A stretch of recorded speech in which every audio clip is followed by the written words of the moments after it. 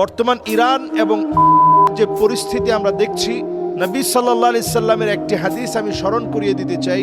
ইউশিকুল উমাম আন তাদা আলাইহা কামা তাদা আল আকালা ইলা কাসআতিহা আও কামা ক্বালা আলাইহিস সালাতু ওয়াস সালাম।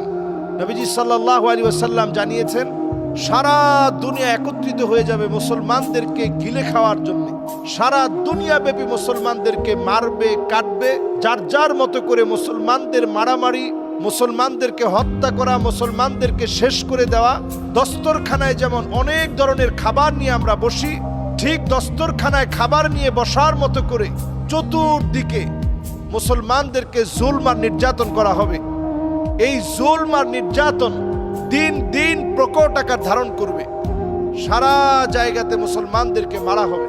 মুসলমানদেরকে হত্যাযজ্ঞটা সবাই এমনভাবে করবে, দস্তরখানায় যেমন নানা আইটেমের খাবার রাখা হয়,